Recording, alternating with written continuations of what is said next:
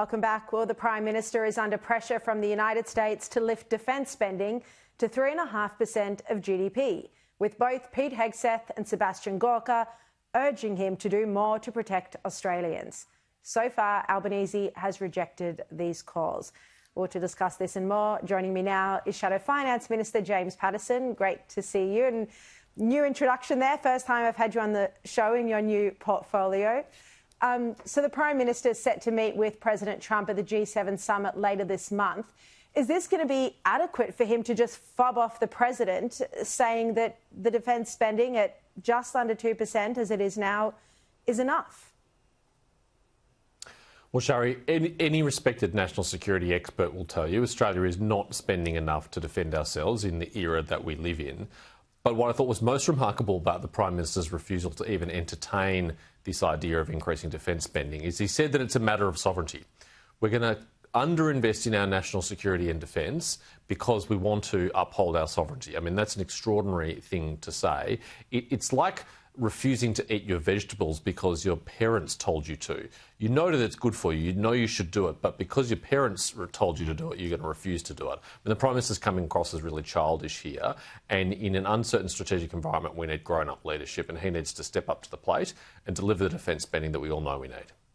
What level do you think it should be? Well, we took a commitment at the last election to get to 2.5% of GDP within 5 years and to get to 3% of GDP within 10 years. I'm very proud of that commitment that we took, which required a lot of heavy lifting and a lot of hard work. But it took seriously the advice of people like Kim Beazley, Sir Angus Houston, Mike Pizzullo, the Australian Strategic Policy Institute, and many of our other most eminent defence experts who tell us that because of China's rapid acquisition of military capability, we are living in an extremely precarious time that could turn south very quickly, and that right now we don't have the military capability to prevent that conflict from happening through deterrence, let alone respond to it should it happen. So really the Prime Minister must move more quickly, he must address this, and we would provide bipartisan support for him to do so. Yeah, good point. The Coalition was in a mess this week over its position on the super tax. The Shadow Treasurer, Ted O'Brien, came out on Monday in favour of doing a deal with Labor. He was even on my program. He then changed his position today. James, are you now worried? And, you know, we all agree that the Coalition shouldn't be supporting higher taxes.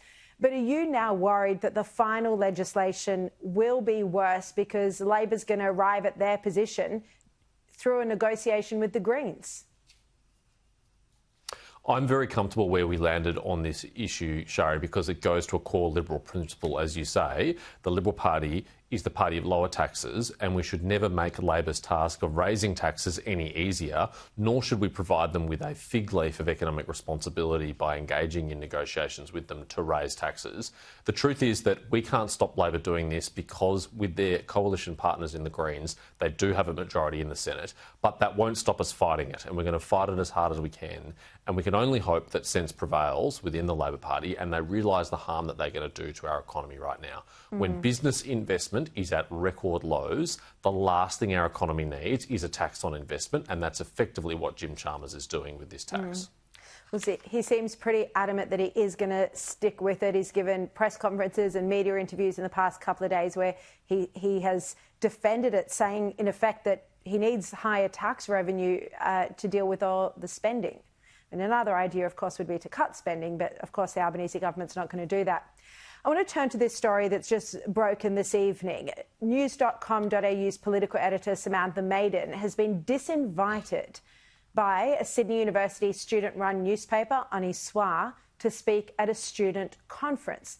Now, Ani Soir wrote to her after initially inviting her, begging her to come. They then wrote to her and said, "We've received community concerns about your political coverage and reporting on the Palestinian genocide. As a left-wing newspaper, Ani Soir recognises that Israel is committing an ongoing genocide in Palestine, and we do not feel that our values align or that we can platform your work as a result." Now, James, Sam Maiden, as far as I'm aware, and I read most of her stories, she hasn't written anything about this issue at all.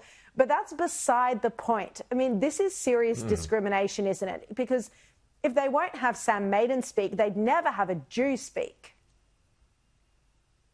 Shara, you're right. It's absolutely bizarre that she's been deplatformed for something that she herself has no memory of having written about.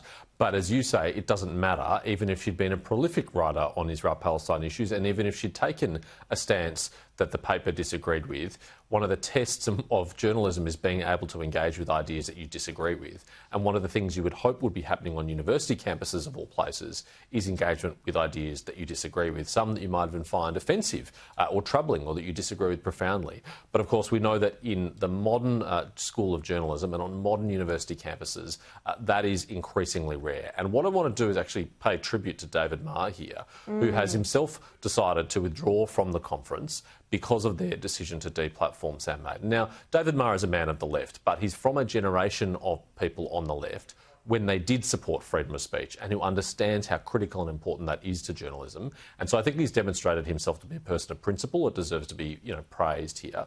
But really, these editors of the student newspaper should look themselves in the mirror and ask themselves, are they really fit to engage in the world of ideas? Are they really fit to graduate from university, to write big stories, to engage in the battle of ideas, if they are so threatened by someone speaking at their conference who may theoretically, possibly have a different view to them on an issue?